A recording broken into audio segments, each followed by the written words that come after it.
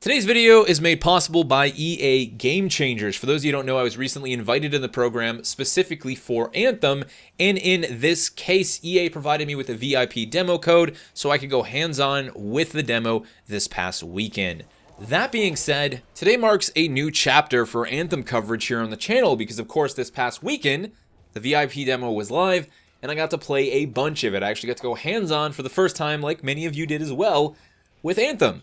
That means we can now actually talk about the game from the perspective of, hey, we actually played it. And in fact, I got to play a lot of it. I played more than 18 hours during the course of the VIP demo this weekend, while unfortunately quite a few of those hours, probably another 2 or 3 on top of that, were spent dealing with the many game-breaking bugs that the demo faced. I still had an outstandingly good time, and Anthem managed to exceed a lot of my expectations, to be honest. There are certain things in the game that looked cool to me, like the combo system, but that ended up being so much more than that, and in a lot of ways helped carry the weight of Anthem's combat experience. And that's very much what we're going to talk about today. However, quick note, I know a lot of people want to hear, like, Tony, you got to talk about the VIP demo and everything that went wrong with it. Here's the thing. It was definitely a mess. I think it would have been better had they set expectations by calling it a stress test. But we also do know that this is not a Trojan horse, by the way, or some crazy conspiracy theory. This is simply fact. They branched off the demo build several months ago, and they made it its own thing, which is why we've seen footage of more recent builds in the Anthem live streams that contain features, creature comforts, just general design decisions that don't exist in the demo. That's just how they did it. So if you want a really good breakdown of what a more recent build of Anthem looks like, and then the demo build, which is relatively outdated, you should totally check out Ryan Central's video. He did a great, outstanding comparison between the two. He talks about the issues with the demo. He goes over a lot of the concerns with that. It's not to say that this is reason to suddenly believe, well, everything will be perfectly fine with the launch then. That's just not true in general. Regardless of who's publishing it or who's developing it, video games, especially live service style experiences, are always going to have problems at launch. The best thing you can do to avoid those problems and to not have to deal with them and feel like you've potentially wasted money is to simply wait for reviews. So check out Ryan's video, wait for reviews, make the developer and the publisher earn your dollar. If you feel like they have, great. That's on you, but just be a more conscious consumer. Moving on, we're going to be spending today talking about my experience with Anthem's core gameplay experience. That includes its flight and mobility systems, its javelins, its combat and its combo systems, and so much more. To get the ball rolling, I want to talk about its pleasantly surprising learning curve. Every game obviously has some sort of a learning curve. Anthem's isn't incredibly steep, but it is surprisingly there. I say that because as someone who's played a lot of other shooters like this, I went into Anthem knowing a lot about the game and still finding myself not really fully understanding everything from the get-go. I actually did have to learn about some of the game's systems. I had to realize how important it was to utilize some of those systems, and I see a lot of people having had or having the same issue as they talk about struggles with certain javelins. They talk about the inability to do any sort of reasonable damage because they hopped into Anthem and they started playing it like any other 2D shooter. And I think that's just kind of ingrained in a lot of us, right? You played a lot of Destiny, you played a lot of The Division, and so you end up trying to play Anthem like that. I saw a lot of people requesting the ability to swap shoulders so they could use it when peeking out from behind cover. Now, I'm not saying that there isn't a time and place for cover in Anthem, but when I really got a hang for the game, I barely spent any time hiding behind walls or rocks or corners. I spent almost all of my time actively dodging in air and using the game's hover system combined with a bunch of other abilities like the wind wall in the storm and my bubble for my ranger to create my own defensive spaces where I could still command and control the battlefield and actively engage targets. Anthem doesn't really work well when you try and play it like a traditional 2D shooter, and certain encounters will force you to become entirely overwhelmed by enemies and low-tier mobs if you decide to try and play it as such. For example, we ran the Iskari battle on hard when we were way undergeared before we understood how the difficulty levels were really scaled, and we got stomped because we were so weak we couldn't even stay in the air. We were then forced behind rocks, and those rocks were eventually our deathbeds. We just got flanked by, hordes and hordes of Scar as they came in with their drills and as they were teleported in by their teleporters. We just absolutely got annihilated, it took a little bit of time for us all to realize just how much we should use the flight and mobility system, just how often we should use our abilities, and how incredibly vital the combo system is to doing just about anything in Anthem's experience, especially as you make your way into the harder difficulties. That's the learning curve of Anthem, and it doesn't really stop there. There's a few more bits and bobs. Enemies have certain resistances to certain primers and detonators and elemental types, so you've got to learn what penetrates what doesn't penetrate what, to better understand why your primers aren't working on certain enemies when they work on others. There's a lot of wonderful little layers here, and again, there's the complexity to match, and that's all really, really wonderful, because you just don't expect that from a shooter like this. I think it's a very good reminder that Anthem is clearly just as much of an RPG as it is a shooter, while a game like Destiny is a lot more of a shooter and an RPG second, and maybe that a game like The Division kind of comes in somewhere in between.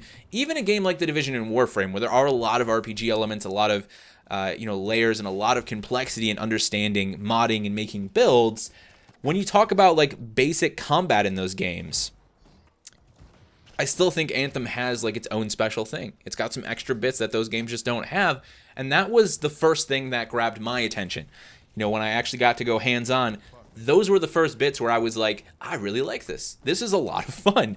And the more you get into that combo system, I think the more rewarding Anthem's core gameplay experience becomes, for a lot of different reasons. I mean, number one, the combo system is just fun. Like setting up primers and detonating them, even when you're solo, is a really satisfying experience. There's great audio and visual design behind it. Hearing that chink every time a combo is detonated, whether you primed it or someone else primed it and you detonated, it's just a really satisfying rinse and repeat process. You're gonna do it a lot, and much like shooting things in the head in a game like Destiny, it's really rewarding every single time you do it. After 20 hours, I'm still sitting here hitting up friends who I played with on Twitter like, dude, I just want to hear the combo sound again. I'm going to go watch old footage, Even that footage I uploaded yesterday of the Ranger, just watching it was like, man, I remember how fun it was to play that game just by watching it. And that's the interesting thing about Anthem, because as excited as I've been about the game, all the times I've watched it, I found it hard to really understand what it would feel like to play it. And now that I've played it, watching the footage reminds me what it's like to actually feel the game as I play it, and that's a good feeling. So I think that says a lot about their combat design, about their flight and mobility systems. They are, in my opinion, the two halves of the heart that very much make Anthem Anthem. Flight and mobility, and then on the other side, you've got that combo system with the combat. Those come together. They are really the glue that holds the entire experience together, and without them, Anthem wouldn't be what it is. It wouldn't be special to me. I mean, I'll tell you right out, if the game didn't have those two things, it would just be another sci-fi shooter. And that's kind of the power of very specific pieces of game design like that. They can go such a long way. They might come across as like, oh, you can fly. That's no big deal. But the reality is that does so much for combat. The combo system. Oh, you can stack abilities to do more damage. That's not that big of a deal, but it really is. It takes this sort of weird hybrid single target horde shooter experience that Anthem has going on, and it makes it just work. It makes it work really, really well. And that's where I actually want to talk a little bit feedback-wise about some of my time with the combat experience. You see, when you're dealing with hordes of enemies, especially in strongholds, the combo system comes into play, and it's really good. Like crushing massive waves of low-tier scars, destroying bunches of bugs from the Swarm Tyrant. It's a feel-good moment, and the better you can do it, the more rewarding it feels. As you set up a bunch of primers as the Storm and let your Colossus detonate them, there's that cooperation element that comes into play, and it just all kicks itself into high gear, and you get a big grin on your face. The same can be said for dealing with certain single target engagements. I like a lot of the heavy scars that you get with the shields. Even some of the Scar Hunters can provide a pretty serious threat, and I like the way snipers actually have the ability to stagger and knock you out of the air. Again, there's a lot of things in this game that want to make you not fly anymore, and I like that. I think that's a good design decision.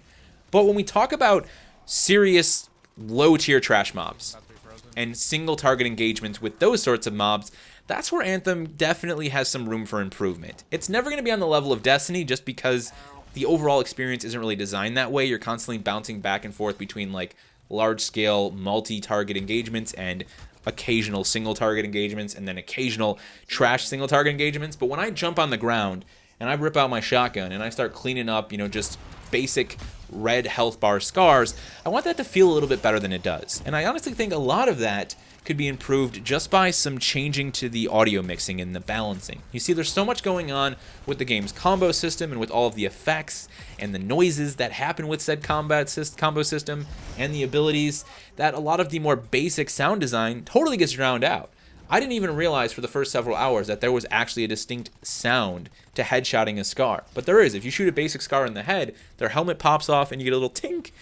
And it sounds good. It looks good too, but you barely have a chance to see it. So I think toning down some of those other crazy over-the-top abilities. There's so much brightness and screen shake with certain alts and certain abilities. It is way beyond necessary. I think they could roll that back and it would still have that same level of oomph, that same level of visual extravagance and impact. And at the same time, bring up the effects on some of those single target engagements.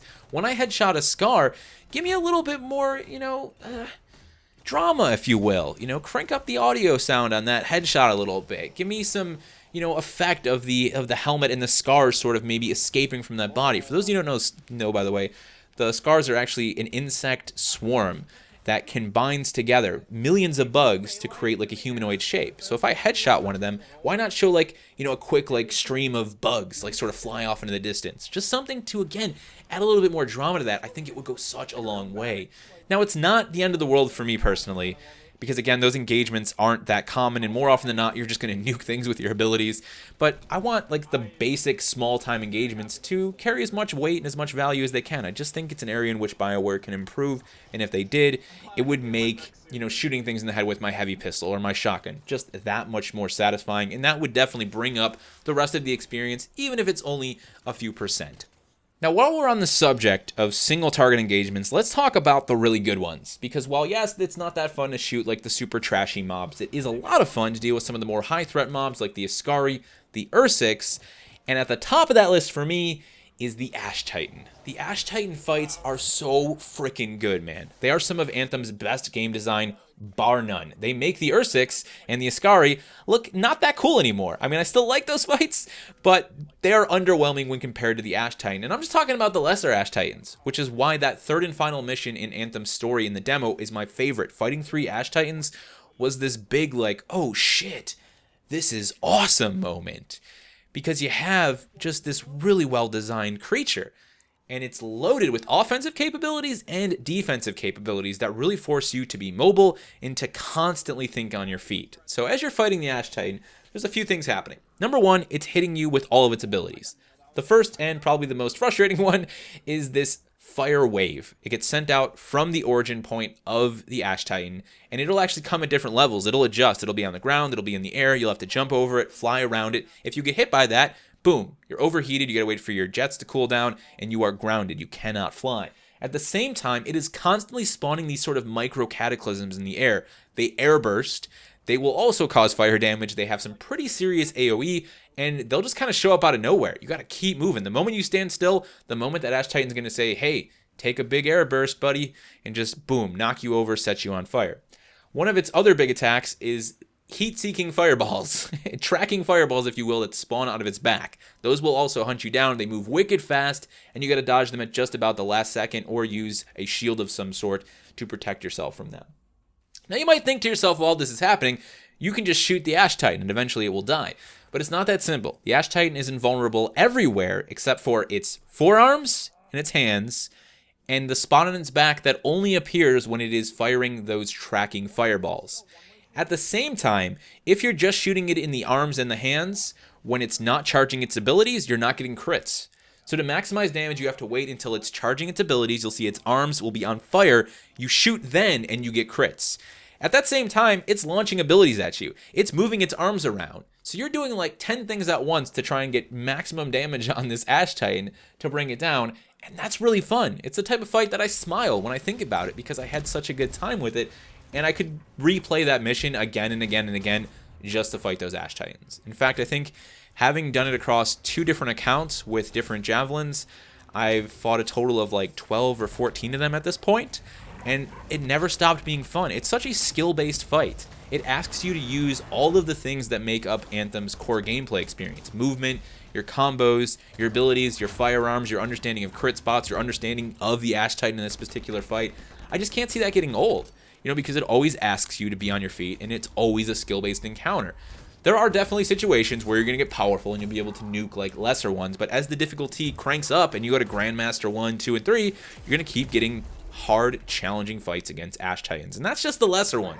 I'm really excited to face off against the really big guy that's going to use his chest beam more often, and that will hopefully just be a little bit more devastating to fight. It's a great encounter, and again, it kind of overshadows all of the other single target encounters. It really makes me wish that they would look back at the Ursix and look back at the Ascari and maybe do some tweaks to them. The problem I have with the Ursix is that it's just not as aggressive as I think it should be.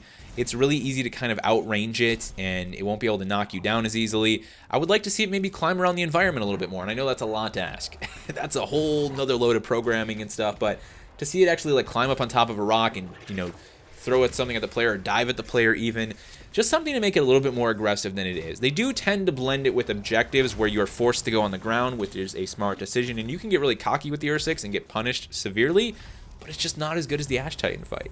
You know, and that's kind of the thing, is once you put a creature like that in the game that asks the player to use everything they know about combat, anything less than that is just not going to be as good. So while the Ascari is, I think, a little bit more technical, especially because you're dealing with a lot of trash mobs while it's trying to airburst you, Ash Titan just takes the cake for me, man. It just takes the cake for me. And I would honestly love to hear what your favorite enemy encounter was in the demo. If you guys got to play a lot, what was it? Did you like the Ursix more than the Ash Titan? You like the Ash Titan more than that? And of course, we have the Swarm Tyrant fight, but we're going to save that for its own video. There's a lot to be said about that Stronghold. I really enjoyed a lot of its design, and I think there's areas which it could be improved as well. So we'll talk about that in its own unique video. I think I covered everything. This was a hard video because there was so much to talk about. We're going to talk about the Javelins. They're each going to get their own video. We're going to talk a little bit more even about, like, you know, just the learning curve with the separate Javelins, and I guess better understanding their role on the battlefield. I had a chance to play all 4 of them for more than 2 hours each, some a lot more than that. I think I put like 10 to 12 hours in with the Colossus, and quite a bit with the Ranger as well. So we'll talk about all those in their own separate videos. But to close things out, again, I would really like to hear from you guys on what your favorite enemy encounter was in the demo, and I'd also like to hear about your own experience with the core Anthem gameplay experience. How do you feel about flight? You know, the hover mechanic, the combo system. What do you like about these things? What don't you like about these things? Let me know your thoughts down in the comment section below. Thank you all so much for watching, and as always, let's try and be awesome to one another, because hey, at the end of the day, someone's got to prime those combos and someone's got to detonate those combos. You're going to want to have friends around. It's going to go a long way. You have been brought here for a purpose, the most important task of your lives.